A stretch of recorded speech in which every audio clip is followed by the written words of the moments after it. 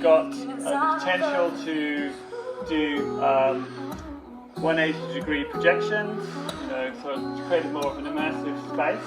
So there's 3 video projectors, very good sound system as you can hear.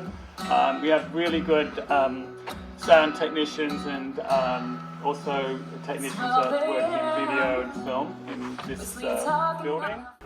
So it's very much a multi-purpose space. Again, multiple projectors, multiple screens. We've even got some aerial rigging for some of the students that want to involve aerial work in their performance pieces. Very, very lucky with this particular console. So this console, this console is what's called a Custom Series 75 Neve. So it's actually an Australian-made console in partnership with AMS Neve in Burnley in England. So we were allowed permission to use the 1073, 1081 EQ and microphone preamp circuitry. We remodeled that circuitry using currently available componentry, built this with what we call a dual mix bus. So if anyone's sort of into music and seeing like the Sound City documentaries, Dave Grohl's studio over in the States, that is a very old traditional style, and that uses a voltage summing bus to add all those sounds together, and it has a certain type of sound to it. A lot of newer consoles use what's called current summing using more modern op amps. This console has both, and each channel can be switched to either modern or retro named for the voltage summing. So yeah, we have a retro button on each, and we can add that if we want that to have that sort of thick, old school style sound, or if we want something that's very clean and clear. So it's very, very, very fantastic console to work on. There's actually only 34 of these have ever been made. So yeah, very, very lucky to have one.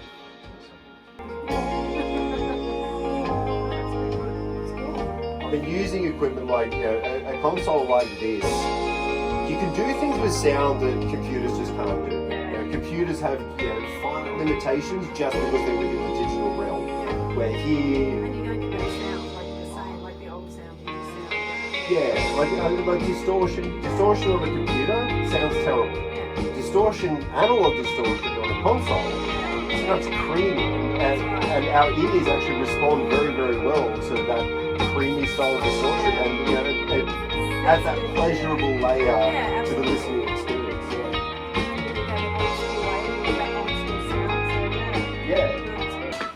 Well done. It's nice to have a bit of music in your life. Very nice. Yeah, so this is a screen production studio, or sometimes called a sound stage, right? We have 3 of these at Macquarie Uni. This is our largest. We have 2 slightly smaller ones as well. This is, if you are doing screen production with us, this is where you'll be sitting, learning about screen production. You'll be there as well, lighting sets, building sets, and filming scenes. These are our screen production students, Miguel, Finn, and Leanne. And this is Tom Benson, our technical staff. So we have 3 technical staff supporting students in their screen production journey here with us. I personally think that we are one of the best, I would say that because I work here, we're one of the best universities offering screen production. We have more practical units than other universities. And then over here we have what's called an ARRI Mini LF. So that Most Hollywood films are being shot on this. Yep. Yeah. So we have 2 of them. Again, opportunities for students to use. We've got to attach this crane here, which can go up and down. And to actually control the camera, I've got this thing here called a mimic, which whatever direction I point this, the camera will follow. So you get all funky shots of that. Pretty cool. Okay. Are you ready to go? Ready to go? Yeah. Right, are you ready to go? Alright, let's go all quiet for a take. I forgot to put that down. Camera rolling. Rolling. Mark it. Scene 1A, take 4. Yep. And action. Red.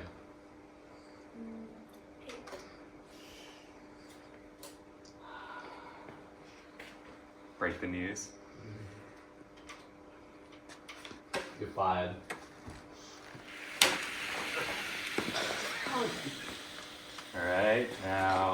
Turn to him, look into the camera. What? Done. Lovely. Cool. Thank you so much. When you say you have avid media composer, that's a unique skill, and that's what we teach. I don't know whether you've been to our edit suites over there. So students edit in their individual edit suites. We also have a grading suite. We have technical staff supporting students. We have 3 technical staff. One of them whose job is only to support students in Avid Media Composer. In fact, he's the world's expert, one of the world's expert in Avid Media Composer. If there's anything to be known about that program, he's the person to ask. Mike Baber, you can see him around the building. Yeah, we're going there next. Oh, fantastic. Yeah, so we're just passing through, Mike. So Oh, that's fine. I'll just then. yeah, and it all it's linked. This is a multi-function space, and I'll show you a few of the more technical areas in here shortly. But I probably do the majority of my teaching right here around this table with about 20 students.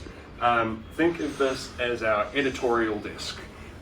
We come in here, we learn the theory behind journalism, so what makes something newsworthy, what are journalism principles, what are the ethics that journalists have to consider in their work, but we also do practical stuff here as well. So we come up with news stories, students will pitch an idea that they have, and then we'll talk about, oh, did you get that interview, what footage have you got out and filmed, and so forth, and then we get to watch them on the screen here too. At the moment, we've got it set up for news anchors to read the news, but we can change this into a space for, say, interviews, have a couple of stools set up and some dramatic lighting.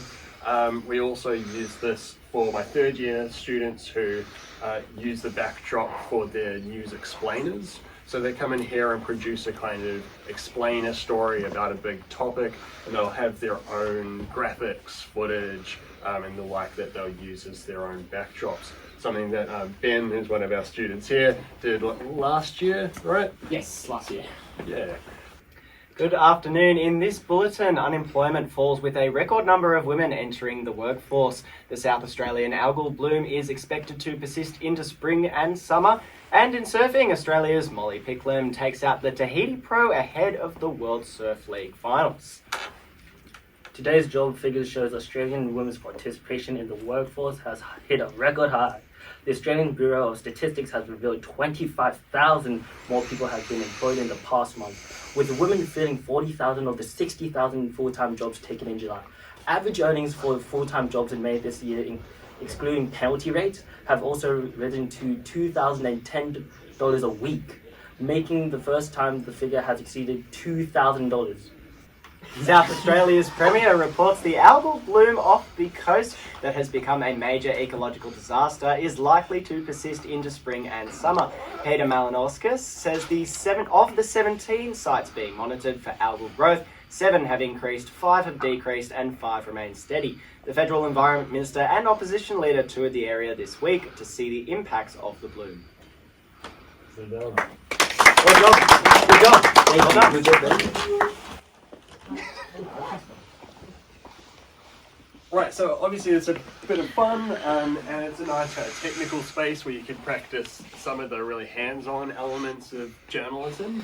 I like to think that by the end of one of my classes or by the end of a journalism major, my students know how to put a news story together, do all the bits and pieces that are required to create a news story, but also know how to pull it apart, to think about the decisions that are made, the way that it might communicate different types of meaning and the types of audiences that might engage with it as well. So I'm interested in the technical side, but also kind of the theory and some of the critique of the news too.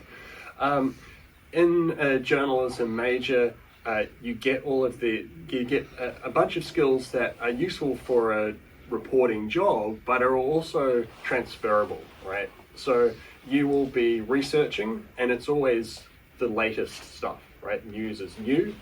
You'll be able to communicate in a way that's really succinct, and you'll be able to reach different types of audiences. And finally, you get those technical aspects where you can actually put together a piece of media. And as well, it's not a this or that choice. You can do journalism classes in a flexible zone, or you can do double majors and double degrees, like Katie, who's in the control room, who we'll go and see in a moment, who's got a degree, who's nearing the end of a degree in media and law. Anyway, I want you to think of the media and communications degree like a pizza or a pie, whatever your poison is, that's cut into 3 equal slices. Okay? The first slice is the core of the degree, so that's 8 units of study. The second is your qualifying major, so your primary speciality, that's another 8 units of study. And then you have what we call the flexible zone. For the more experienced people in the audience, you may be familiar with the term electives.